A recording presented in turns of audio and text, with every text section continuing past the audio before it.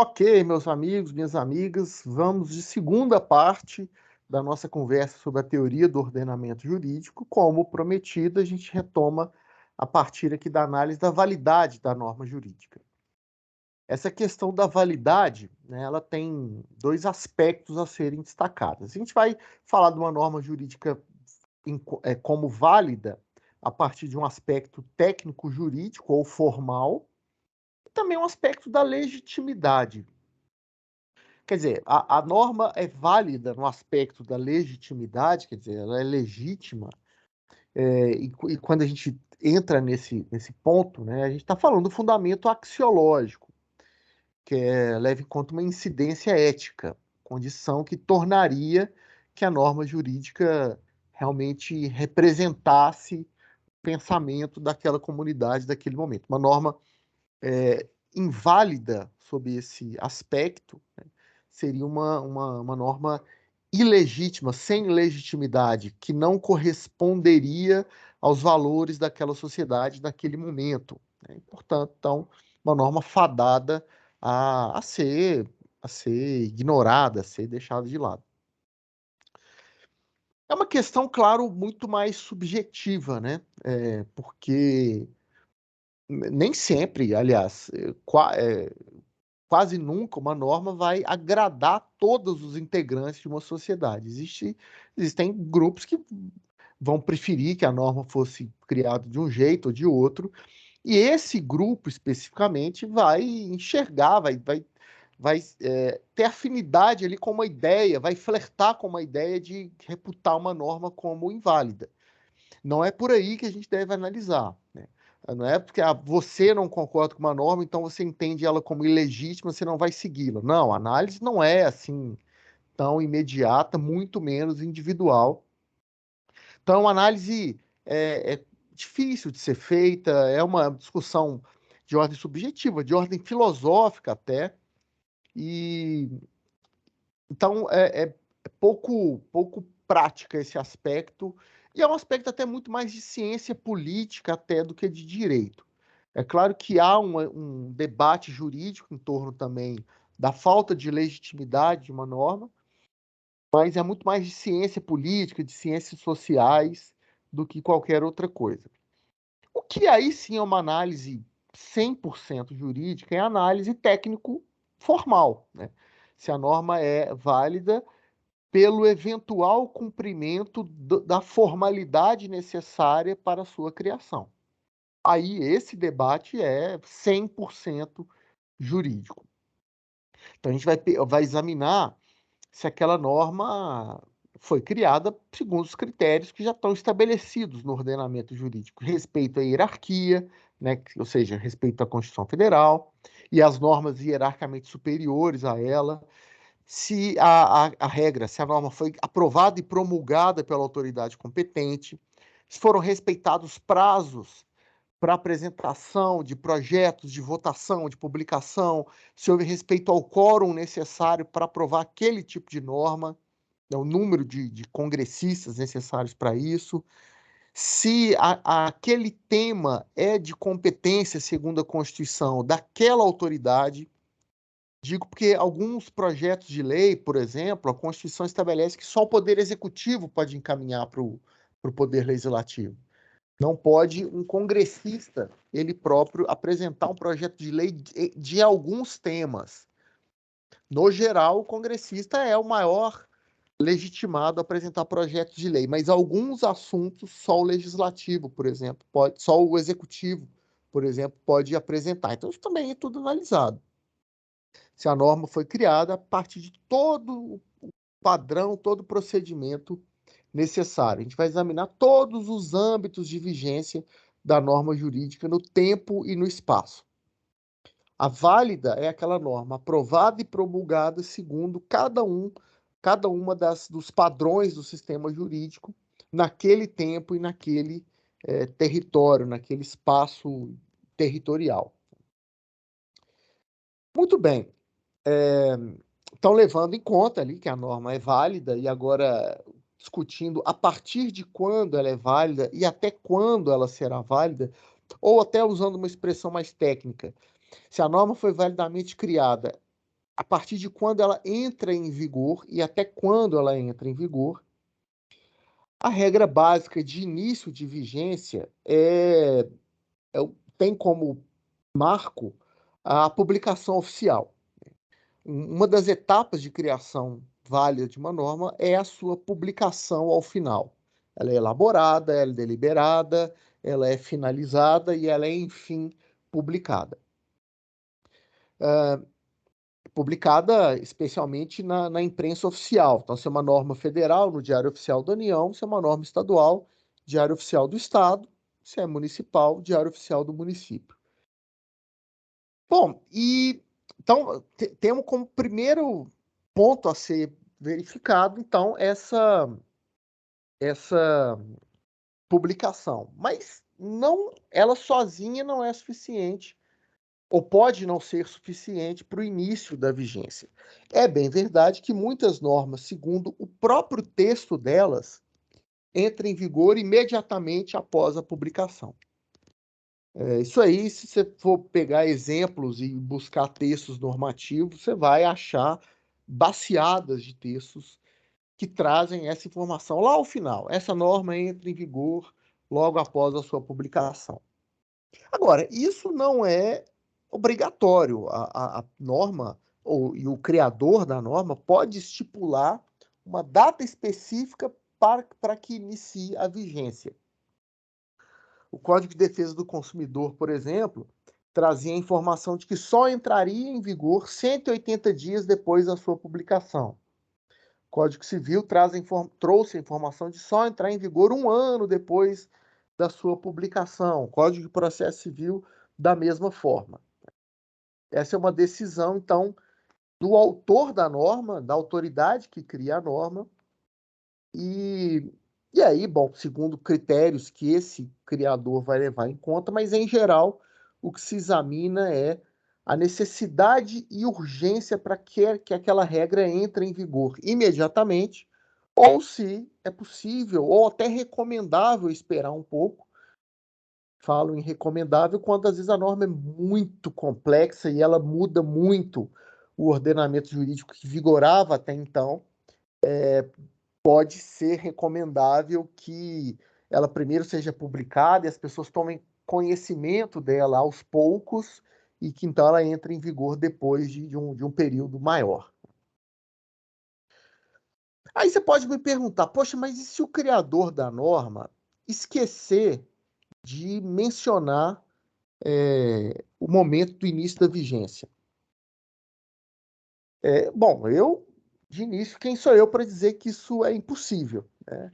É claro, os criadores das normas costumam atentar para isso. Um dos pontos que é debatido quando se pensa uma nova norma é até o momento ali de entrada em vigor, mas é possível, sim, que se acabe deixando esse critério de lado. Tanto é possível que nós temos uma lei no Brasil que, entre vários assuntos, tratem até disso, dessa regra de que, quando uma norma não traz o início da sua vigência, se vai ser logo depois da publicação ou tantos dias depois da publicação, o padrão é usar a regra de 45 dias.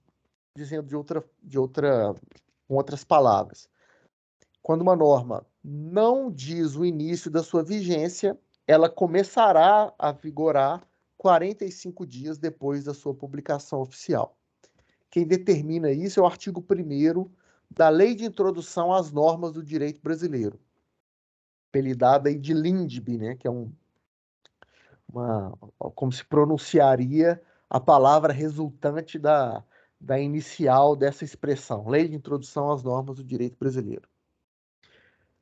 Esse período, esse intervalo de tempo que pode existir entre a publicação da norma e o início da sua vigência, ele é chamado de vacatio legis, uma expressão em latim que, em português, significaria vacância da lei, algo nesse sentido.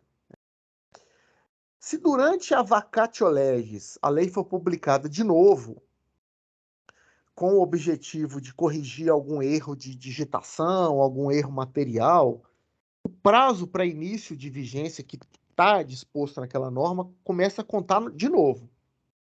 Então, está dito lá que aquela norma vai vigorar 1 mês depois da sua publicação. Ela é publicada. Uma semana depois, a autoridade resolve republicar aquela norma, corrigindo o erro material. O prazo para início da vigência começa todo de novo.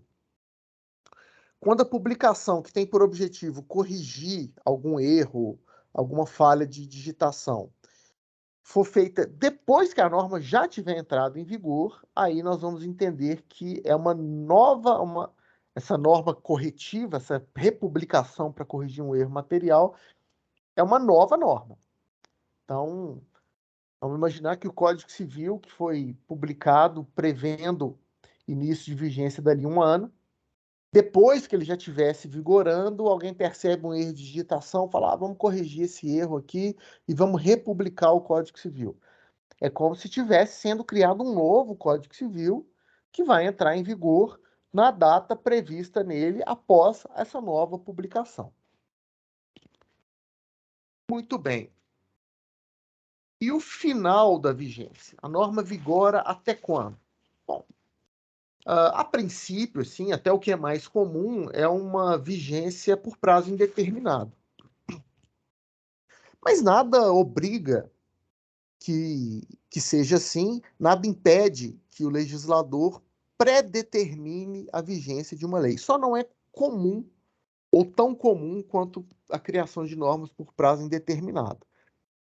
Mas, pontualmente, acontece aqui e ali, uma norma ali que prevê um incentivo fiscal durante determinado período de tempo, uma norma que prevê uma regra em torno de algum evento específico, como, por exemplo, o estado de guerra, por exemplo, o carnaval, ou durante as festividades de Réveillon deste ano. Às vezes a norma ela traz em seu texto uma definição clara de que depois de determinado tempo ou evento, a sua vigência deixará de ocorrer.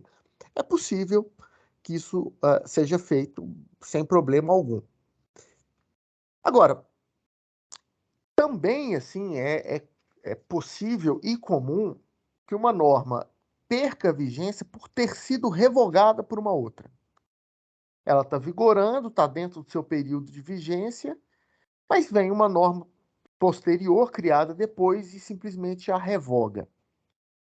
Revogação é o termo que significa tirar de vigor uma norma jurídica, mediante a colocação em vigor de uma norma mais nova. O artigo 2º da Lei de Introdução às Normas do Direito Brasileiro, que a gente já mencionou aqui, estabelece que, não se destinando a vigência temporária, a lei terá vigência até que outra a modifique ou revogue. Ok. E a revogação, ela pode ser de natureza abrogatória, né? A gente pode estar falando de uma abrogação ou de uma derrogação. A abrogação é a revogação completa de uma outra norma. Uma norma mais nova prevê lá que a norma anterior tal está completamente revogada. Abrogação. Então, revogação a expressão genérica que abarca duas espécies. Então, quando a gente diz que uma norma revogou a outra, a gente está usando a expressão mais geral e imprecisa, porque uma norma revoga a outra, revogou total ou parcialmente. Então, vale mais a pena ser mais preciso e dizer, por exemplo, que a norma abrogou a outra. Então, a gente já sabe que revogou por completo. Ou, se for o caso, dizer que uma norma derrogou a outra, que é quando ela tira de vigência apenas uma parte da norma jurídica anterior. Só um capítulo, só um inciso, só um artigo, só um parágrafo, por exemplo. Muito bem. Agora, uma norma revoga a outra pura e simplesmente por ser mais nova, quer dizer que a norma posterior vai revogar a anterior, apenas por ter sido feita em seguida. Então, quer dizer que uma lei ordinária que for realizada amanhã, contrariando a Constituição, vai revogar a Constituição? Não, não. Critério cronológico, né? O critério de tempo é um deles, mas existe o critério hierárquico. Uma norma jurídica de hierarquia inferior não pode revogar uma de hierarquia superior, ainda que essa norma seja mais nova. Então, volto ao exemplo anterior. Uma lei ordinária não pode revogar a Constituição só porque ela é mais recente. A Constituição só é revogada por outra Constituição. Uma lei complementar só é revogada por outra lei complementar ou norma acima, que é a Constituição. E assim por diante. Lei ordinária com lei ordinária ou acima, medida provisória com medida provisória ou lei hierarquicamente superior, decreto por decreto e assim por diante. E dentro do mesmo nível hierárquico, ou se uma norma que posterior a uma hierarquicamente inferior a ela, aí a gente estabelece o critério cronológico. A norma mais recente revoga a anterior. Repetindo, se for do mesmo nível hierárquico ou se a revogadora for uma norma hierarquicamente superior. Então, uma lei ordinária pode revogar um decreto, porque ela é hierarquicamente superior a um decreto. O decreto, ainda que mais novo que uma lei ordinária, jamais vai revogar a lei ordinária. Perfeito? E também podemos falar em revogação expressa ou tácita, também chamada de indireta. Revogação tácita, não é recomendável, é bom que ela seja evitada, porque dúvidas podem surgir. A revogação expressa, que é aquela que diz com todas as letras que a norma tal tem os seus artigos, números tais e tais revogados, isso é sempre o ideal, né? Porque deixa bem claro o que está sendo revogado, não há a menor dúvida, não há discussão. Mas é possível que uma norma revogue tacitamente a outra, apenas tratando do mesmo tema que a anterior, tratando de maneira contraditória, né? Tratando de uma forma que não dá para as duas normas conviverem, e sendo a norma revogadora mais nova ou hierarquicamente superior ou de mesma hierarquia da norma revogada. Então, como é que a gente percebe uma revogação tácita? Exatamente, você pega ali uma norma mais nova que tem o poder de revogar, o poder hierárquico de revogar uma anterior. Você nota que as normas estabelecem regras inconciliáveis, só uma delas tem que prevalecer. Qual prevalece? A da norma revogadora. Você vai entender que a anterior foi revogada tacitamente. Notem, não é fácil de perceber isso, claro, em alguns casos é menos difícil do que em outros, mas é claro que a revogação expressa é sempre muito mais clara, é sempre mais desejável. Essa revogação tácita, né, seguir o caminho dela, é problemático, pode ser muito problemático até, gerando várias dúvidas, porque as pessoas podem eventualmente discordar. Alguém pode achar que uma norma é inconciliável com a outra e, portanto, teria havido uma revogação tácita, e outras pessoas enxergarem uma maneira de aplicar as duas normas e entender que a mais nova está só complementando a anterior. E aí vai ser aquele debate intenso que nem precisaria ter se o legislador tivesse sido mais claro ao estabelecer expressamente se uma norma está revogando a outra ou se está complementando a outra. Falando em revogação, a gente precisa tratar do fenômeno da repristinação e falar de uma maneira curiosa, porque a gente conceitua o que é isso e chama a atenção de que esse instituto não é possível no direito brasileiro, pelo menos não de forma automática. E é curioso, porque sempre que eu coloco isso para os alunos, aparece aquele comentário de que, poxa, isso não existe no direito brasileiro, por que nós estamos falando disso? E a verdade é que, em muitas vezes, precisamos sim falar do que não existe no direito brasileiro, exatamente para deixar claro para as pessoas que elas não devem deduzir que aquela circunstância existiria ou seria aplicável. Então, a gente precisa falar que a repristinação não acontece, pelo menos não de forma automática no direito brasileiro, exatamente para que ninguém nem tente defender que isso teria acontecido. A repristinação é o nome que se dá para o fenômeno de devolver vigência a uma norma que foi revogada a partir do momento que a norma revogadora perder a sua vigência. Vamos lá, explico melhor. A gente tem a norma número 1000, lei número 1000, que num dado momento é revogada pela lei número 2000. Passa algum tempo, o Congresso revoga a lei 2000. Alguém pode pensar, bom, a lei 2000 revogou a 1000. Se a 2000 deixou de existir, quer dizer que a 1000 volta a vigorar? Automaticamente, não. Parágrafo 3º do artigo 2º da Lei da Introdução das Normas do Direito Brasileiro diz que esse fenômeno, chamado de repristinação, não é possível no direito brasileiro. Pelo menos não de forma automática. Voltando ao exemplo aqui, a norma 1000 é revogada pela norma 2000, e aí o Congresso Nacional resolve revogar a norma 2000 e deixar claro que com a revogação da norma 2000, a 1000 voltaria a vigorar. Essa repristinação explícita, né, explicitada, descrita, ela é possível. A repristinação só não existe no direito brasileiro de maneira automática, ok? E também, falando de revogação, é preciso tocar no tema das cláusulas pétreas. Porque a gente pode pensar, bom, então qualquer assunto do direito brasileiro pode ser mudado a partir de uma norma nova? Não. Existem temas que a Constituição Federal estabelece como irrevogáveis.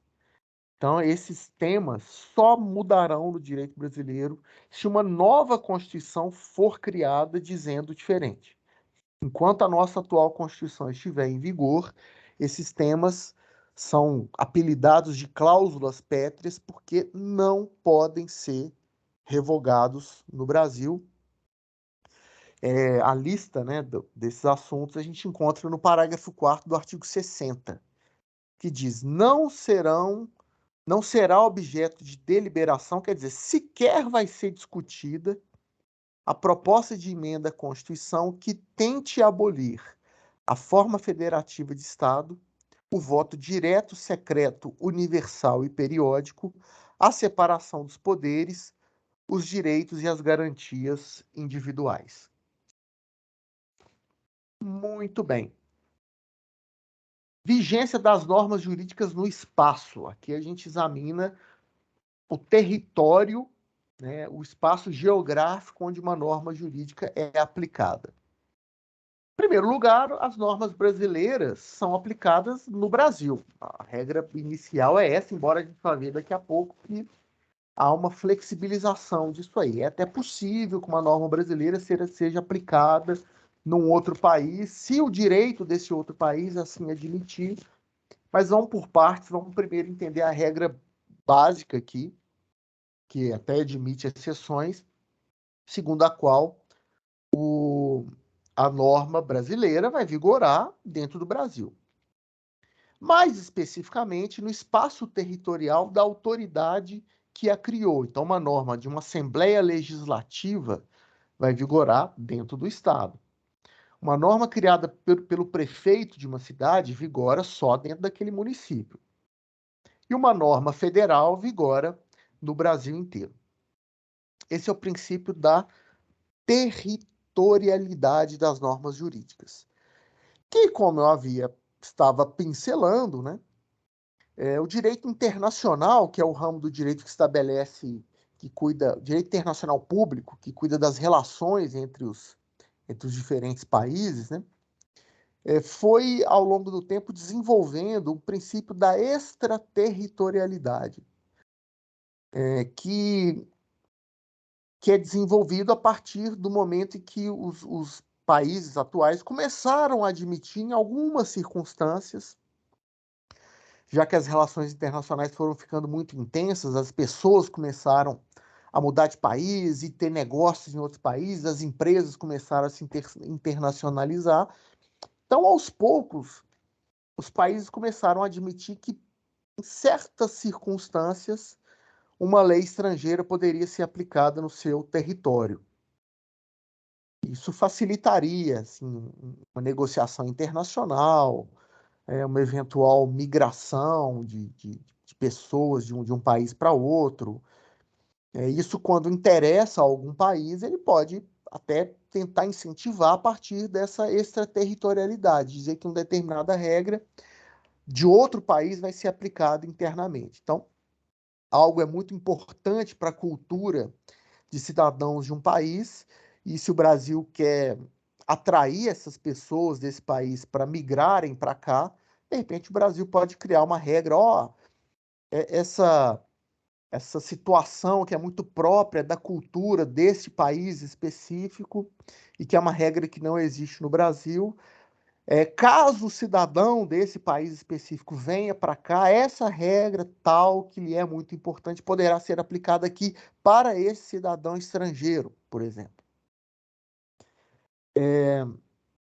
Muito bem. Agora, é claro que isso é sempre feito com muito cuidado ali, com muita parcimônia, motivo pelo qual alguns autores até preferem falar em princípio da territorialidade moderada e não de extraterritorialidade, porque a gente percebe que simplesmente, pura e simplesmente, permitir várias regras, que o direito total de um país seja aplicado aqui, poderia criar alguns embaraços. Por exemplo, um cidadão brasileiro fala, poxa, mas eu também quero ter a regra específica aí de outro país valendo para mim também e tal. Então, sempre, essa extraterritorialidade é sempre pensada com muito, muito cuidado. Então, até como eu comentei, essa preferência de alguns autores falarem territorialidade moderada. A gente percebe, então, aqui no caso do direito brasileiro, né, vamos pensar que algum exemplo de regra estrangeira que pode acabar sendo aplicada aqui, de uma situação que permitiria isso. O direito brasileiro, lá na Lei de Introdução às Normas do Direito Brasileiro, vai dispor que para qualificar bens e regular relações jurídicas derivadas desses bens serão aplicadas as normas do país em que os bens estiverem situados. Então, você tem um imóvel na Alemanha.